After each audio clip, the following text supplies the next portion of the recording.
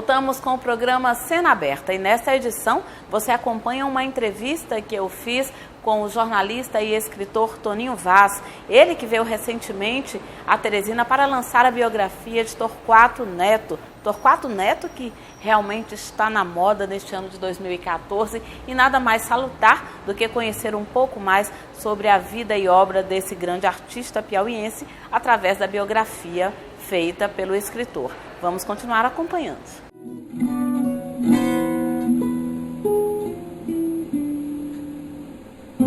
Mas o Leminski um dia disse para mim assim, você precisa conhecer um cara chamado Torquato Neto. Eu conheci ele no Rio e ele é uma pessoa muito importante no que está fazendo, na história dele, um grande letrista. E aí, mais tarde, quando a minha biografia do Leminski fez um sucesso, digamos, comercial, que a minha editora me pediu uma nova ideia para uma nova biografia, eu imediatamente pensei no Torquato, porque eu mesmo queria saber quem era Torquato Neto, quem foi Torquato Neto, né? E aí eu me dediquei, mesmo conhecendo ele superficialmente, a entrevistar mais de 80 pessoas que tivessem conhecido ele muito bem. E até que eu ficasse seguro com as informações que eu estava dando. E eu me considero seguro. E aí você olha, no plano dele, ele diz assim, por que então o Raios foi tão influenciado por ele? É bem isso, meu. É bem isso. Mal conheci o cara, por que eu fui tão influenciado por ele? Era a bravura dele, sabe? É preciso que, para falar do Torquato, você se entenda que ele viveu num período muito difícil de ditadura militar. Não era o tempo dele, provavelmente. Mas não existe isso, era, né? Ele vivia esse tempo, né? Ele não era nem meu e nem... Eu pergunto porque no plano F, e aí a gente faz distinção, depois quando vocês comprarem o livro... Eu uso essa linguagem de plano 1, plano 2, plano 3, porque ele gostava dessa linguagem. Entendi. E você fala assim, vida e obra como antítese. Torquato era bem isso. Escorpião, signo escorpião, não explica bastante? Explica? Né? Bom, vamos fazer o seguinte, vamos viajar um pouco, tá?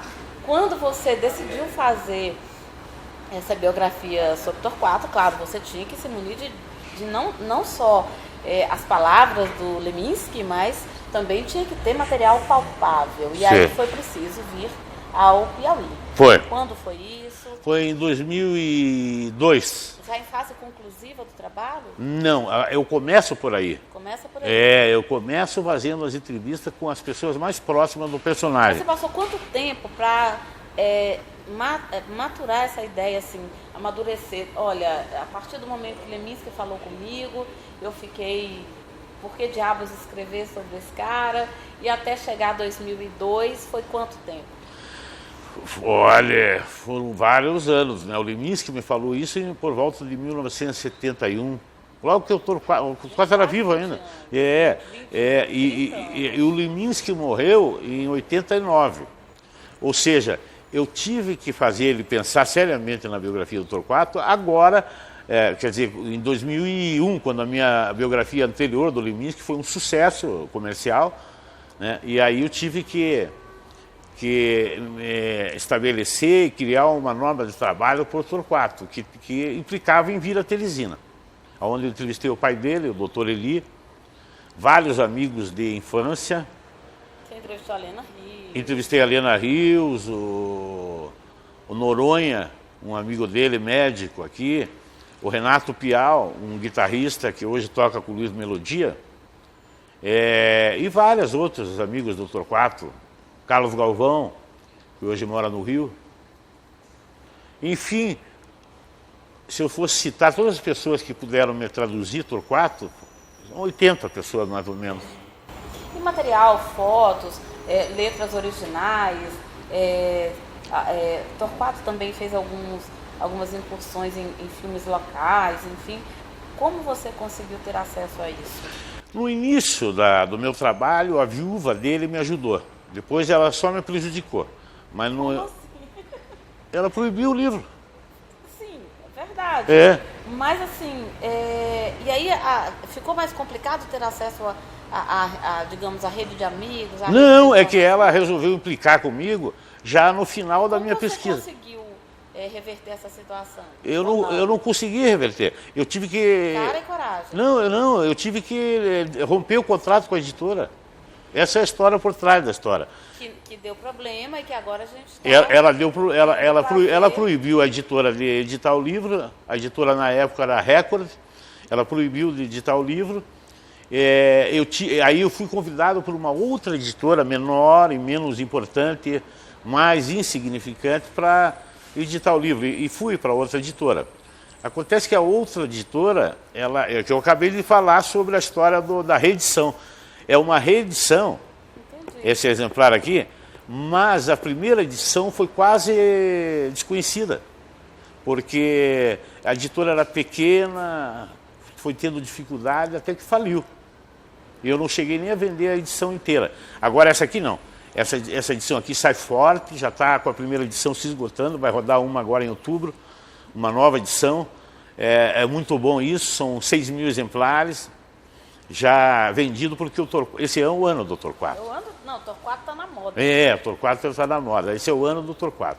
O meu livro está muito bem lá no Sul. Para vocês piauienses, eu digo com o maior orgulho que o livro foi adotado numa universidade em Caxias do Sul, gaúcha, do Rio Grande do Sul, como currículo, parte do currículo dos alunos de literatura. Ou seja, eles consideram importante o Torquato e consideraram muito rico o meu contexto, a minha explicação do Brasil que o Torquato vivia, e do Rio de Janeiro, né? Porque ele foi morar no Rio. Então,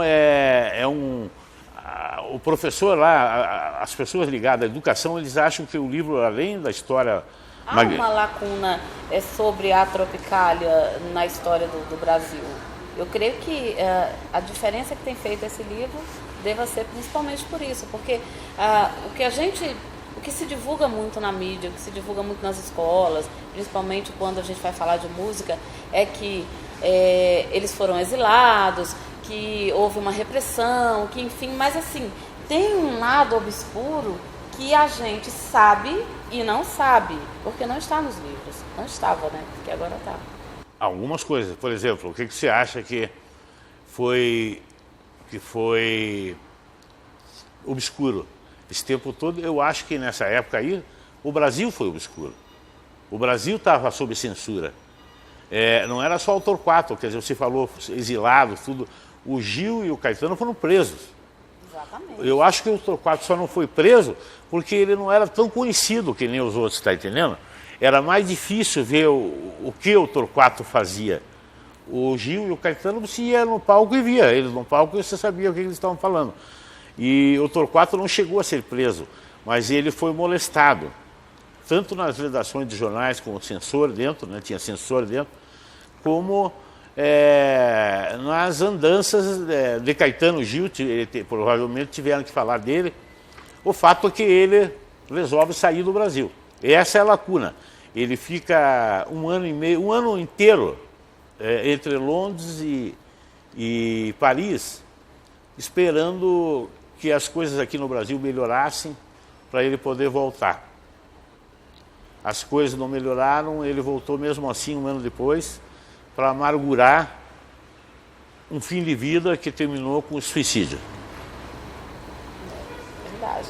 Bom, eu se pudesse passaria a tarde batendo papo com você, mas infelizmente não dá, né? A gente também só tem um tempinho de programa, ainda tem várias emissoras que vão conversar com você, até porque esse é o seu dia aqui no nosso estado, onde você vem participar de um evento Cultura THE para realmente fazer o lançamento dessa obra.